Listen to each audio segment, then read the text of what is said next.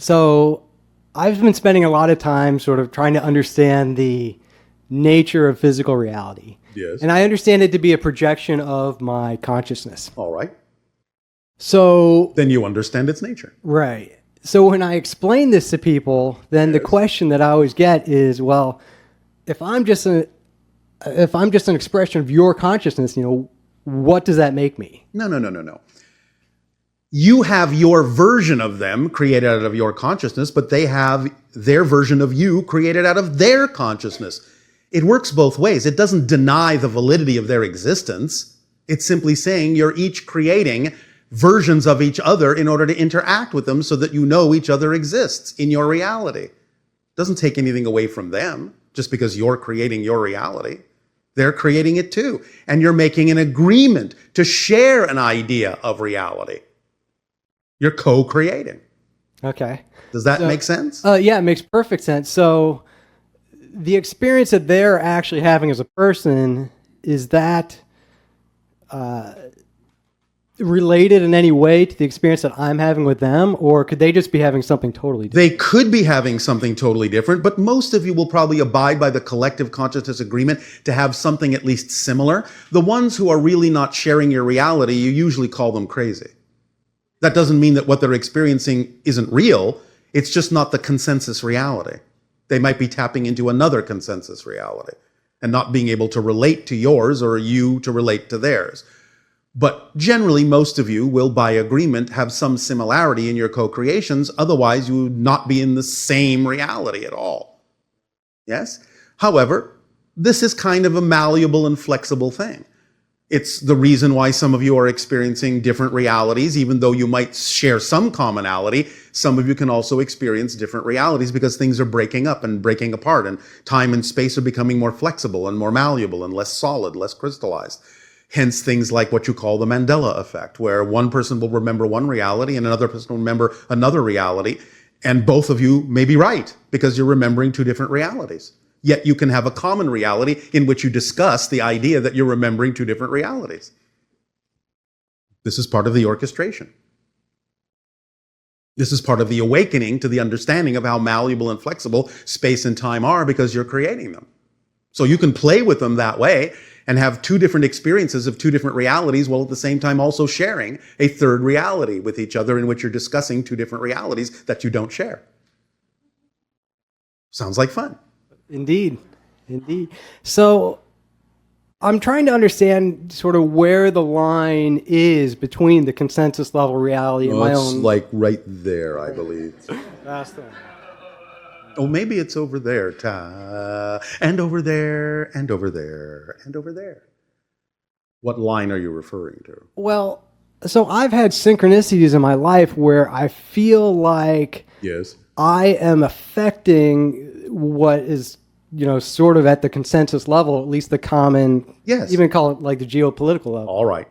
This is what's happening. Do you remember that there are already multiple Earths existing simultaneously? Yes. So you never actually change the world you're on. What do? You shift to another version of Earth that already contains people that are in accord with the change you made within yourself. Got it. Thank you. Does that explain it? It does. There you go. That is helpful. Thank you. You're welcome. So Yes. I drink this water from a spring in Idaho that is basically holy water as far as I can tell. Oh, all right, if you say so. And it has a very high fluoride content, Yes. which struck me as odd because of my personal views about fluoride in water. Yes. And I was wondering if you could share with me the purpose of fluoride in the body. Well, it has several different functions, but it also depends upon the molecular configuration as to what it does, because there are different molecular configurations to different elements, and they will have different effects, not only in and of themselves, but also pertaining to what other kinds of molecular arrangements are going on in the chemistry of your own body. So some of them will have an adverse effect, so to speak. Depending upon what kind of toxins exist within your body, it will, in a sense, amplify or magnify the toxic effects. And others can actually have a mitigating effect on some of those toxins, but it depends upon how they are arranged molecularly in the cellular structure of your body. The basic purpose, however, if you want to talk about a fundamental molecular effect to the idea of what you call fluoride, is to allow for a form of lubrication to exist that will allow for certain other kinds of molecules to slip past one another more easily so they don't build up. Okay. Will that do? Yeah, so basically, I mean, the fluoride in that water may be perfectly fine. It may be, but it depends upon the person drinking it too, as I just said. Okay. Does that help? That does, thank you. You're welcome. Yes. I read a couple years ago that there is an epidemic of sorts, although that's probably not the right word, but there seems to be an occurrence, quite a bit of children disappearing in national parks. This is not a subject that we can discuss at this time. This is for another being at another time to talk about. Okay. Thank you. Can you tell me my vibration? Thank you. Thank you.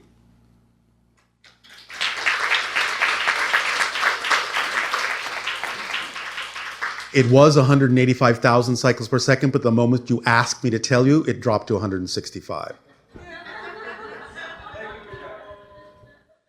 Hello, Bashar. And a you good day, Hi, my name is Suzanne, if you insist. and I have more personal questions. Yes. I have started a spiritual path over a year ago. No, and- all right. How exciting. Yeah, and during that time, I discovered you, and so I've Yes. been following you. Oh, all right. And I connect with you, and through my meditations, I've asked to speak with you and to meet with you. So it's a beautiful synchronicity to be here. and All for you right, to well, choose thank my you. name. Thank you. For your co-creation. I'm a little nervous. Why? Because What have I'm you got to be excited to nervous be about? here. And Well, excitement is not nervousness. Okay, so it's excitement. Thank you. So I have started some sort of an awakening process, and Yes. I have been experiencing things that are amazing. Yes. And one of which, because I did ask to meet with you, and I experienced a multidimensional experience to where I visited a ship and I connected with a male on that ship, and I want to know if that was you. No, not directly. It was your own future self. Okay. You understand? Yes, thank you. There was a child on that ship as well that I Yes. connected with. Yes. Can you tell me anything about that child? You're part of the hybridization agenda.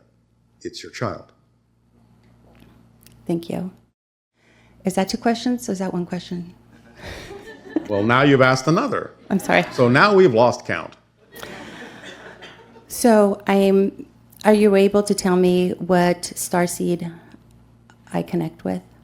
What starseed? Or What is your definition of that term? Well, you said that they're my future descendants or a future A future self. self. Yes. Well, as you understand time, you would call it a future incarnation in another civilization. Okay. It is Yael, another hybrid race. Thank you. Yes. What I am experiencing now is this constant vibration in my body. Yes. And every time my experiencing seems to be progressing as a new experience, the multidimensional travel, the astral travel, Yes. the time travel. And So to speak. yes, that's the best way I could describe it. Yes, yes, yes. And I am encountering more and more experiences with alien ships. Well, that's to be expected when you expand your consciousness in the way that you're doing, and especially because you've made those kinds of connections. So, not surprising, par for the course, part of the path. You'll experience more of it. Will this vibration that I'm experiencing subside, or is that something I You'll don't get understand? used to it. That's what will make it seem as if it's subsided, because you will match its frequency and then will no longer feel a difference between that frequency and your own. That's what you're feeling now, is the difference between the frequency of a higher vibration and your own frequency. But when you match it more, you won't feel a difference, and it will feel like it's subsided, but it will still be there. You'll just have gotten used to it as your frequency. Thank you. You're welcome. Can you speak or touch on the ascension process? Ascension is what we have said. You're just raising your frequency. That's all. By following your passion to the best you're able with no insistence on the outcome, your frequency raises and raises and raises until you allow yourself to experience fourth density physical reality as a higher vibration of physical reality experience. You're ascending now. You're all in the process of doing so. You're raising your frequency more and more and more. That's ascension. Now, eventually, of course, you will ascend into non-physical reality. That's part of the process later on, but you're ascending right now just by exploring and expanding what you're exploring. Yes? Yes, thank you very much. You're Pleasure very to meet welcome. you. You too.